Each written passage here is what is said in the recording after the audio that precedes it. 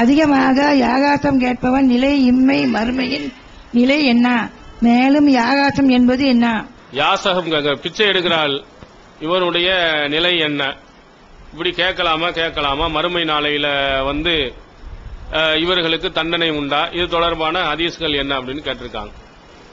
யாசகம் கேட்பது சிலருக்கு அனுமதிக்கும். ஒண்ணுமே இல்ல, சாப்பாட்டுக்கு வழி இல்லை, எதுக்குமே வழி இல்ல அப்படின்னு சொன்னா அவர் என்ன செய்யலாம்? யாசகம் கேட்கலாம். எது வரையில் சொன்னா அவர் நல்ல நிலையை அடைகிற வரையிலையும். தொடர்ந்து என்ன செய்யக்கூடாது? பிச்சை எடுத்துக்கிட்டே இருக்கக்கூடாது. இன்று எல்லாம் நகைச்சுவையாக நீங்க பல செய்திகளை நீங்கள் பார்த்தீர்களே, ஆனா பிச்சைக்காரன் என்ன செய்ய சுவிஸ் பேங்க்ல அக்கௌண்ட் வச்சிருக்காங்கிற அளவுக்கு எழுதும் அளவுக்கு நிறைய போயிருக்கு. ஏன்னா அந்த மாதிரியும் இருக்கிறாங்க. ரொம்ப உண்மையிலே கஷ்டப்படுறவனு இருக்கிறான். உதாரணத்துக்கு ரயில்ல நீங்க எடுத்துக்கன்னா 1000க்கும் மேற்பட்டவர்கள் பயணம் செய்யறாங்க. அதுல பிச்சைக்காரன் வந்தான்னு சொன்னா ஒரு ஆளுக்கு 1 ரூபாண்டாலும் அதுல ஒரு அரைவாசி பாதி பேர் போட்டாலும் 500 ரூபாய் ஒரு நாளைக்கு என்ன செஞ்சிருது? வருமானம் கிடைச்சு. இன்னும் இந்த மாதிரி வருமானம் என்ன செஞ்சு ரொம்ப நல்லா இருக்குது, எந்த கஷ்டமும் இல்லாம இருக்குன்னு சொல்லிட்டு டெய்லி அதே ரூட்ல நீங்க ஒரே ட்ரெயின்ல போனீங்கன்னா ஒரே மாதிரி ஆளுக்கு டெய்லி என்ன செஞ்சுக்கிறது? பிச்சை எடுத்துக்கிட்டே இருக்கிறது.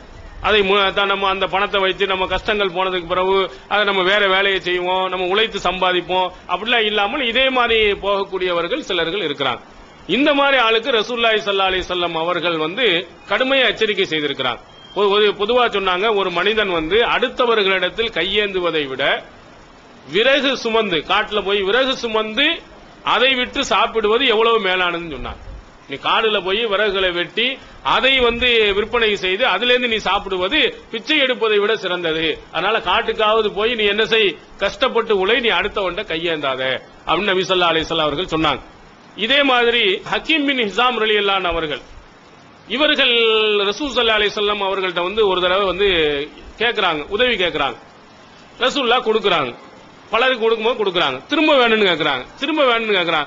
அப்ப கொடுத்துட்டு 3வது தடவைக்கு பிறகு ரசூல் ஸல்லல்லாஹு அலைஹி வஸல்லம் அவர்கள் சொன்னாங்க, யார் போதும் என்ற மனதோடு இதை பெற்றுக் கொள்கிறார்களோ பூரிக்க லஹு ஃபீ, அவருக்கு அல்லாஹ் அருள் வளத்தை கொடுப்பான். யாரு இஸ்ராஃபின் நஃப்சி, பேராசையோடு இன்னும் வேணும் இந்த இதை கேட்டுக்கிட்டே இருப்பார்களே, ஆனால் அல்லாஹ் தஆலா அவர்களுக்கு அருள் வளம் கொடுக்க மாட்டான். இவங்க எப்படிப்பட்டவர்கள் என்றால் சாப்பிட்டும் வயிறு நிறையாதவர்களை போன்றவர்கள். நல்லா சாப்பிடுவோம், ஆனா வயிறு நிறையல அப்படின்னு சொல்ற மாதிரி உள்ளவன். எனவே ரசூலுல்லாஹி ஸல்லல்லாஹு அலைஹி வஸல்லம் சொன்னார்கள், நீ வாங்கும் கையை விட கொடுக்கும் கை சிறந்தது அப்படின்னு ஒரு உபதேசத்தை ஹக்கீம் பின் ஹிஸாம் ரலியல்லாஹு அன்ஹு அவர்களுக்கு சொல்லி சொன்னாங்க. இதை கேட்டு அவர் உடனே மனம் பயங்கரமா பாதிக்கப்பட்டு அதற்கு பிறகு அவர் இறக்கின்ற வரையில யார்ட்டையுமே கையேந்தாமே போனார். கொஞ்சம் கஷ்டங்கள் சிரமங்கள்லாம் இருக்கத்தான் செஞ்சு அபூபக்கருடைய ஆட்சி காலத்துல அபூபக்கர் ரலியல்லாஹு அன்ஹு அவர்கள் கொடுத்து அனுப்புறாங்க. அப்பவும் என்ன செய்ய மாட்டாரு? இதுல இருந்து பைத்துல் மால்ல இருந்து பணம் கொடுக்கப்படுது, வாங்க மாட்டேன்னு சொன்னாரு.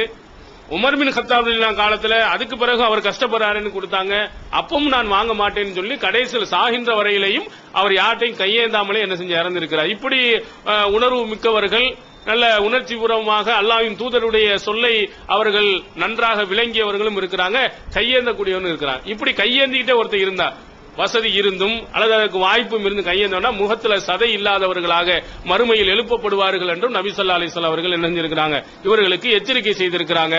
அதனால் நமக்கு முடியாமல் இருக்குமானால், நமக்கு வாய்ப்பு இல்லை என்று சொன்னால் அந்த சந்தர்ப்பத்தில் வாங்கிக் கொள்ள வேண்டுமே தவிர இதையே தொடர்கதையாக ஆக்கணும்னா மறுமையில் அவர்களுக்கு தண்டனை இருக்குங்கிற ரசூல் ஸல்லல்லாஹு அலைஹி வஸல்லம் சொல்லி இருக்கிறாங்க.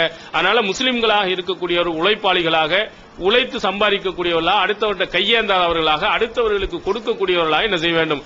இருக்க வேண்டும் என்று நபி ஸல்லல்லாஹு அலைஹி வஸல்லம் அறிவுரை கூறியிருக்கிறார்.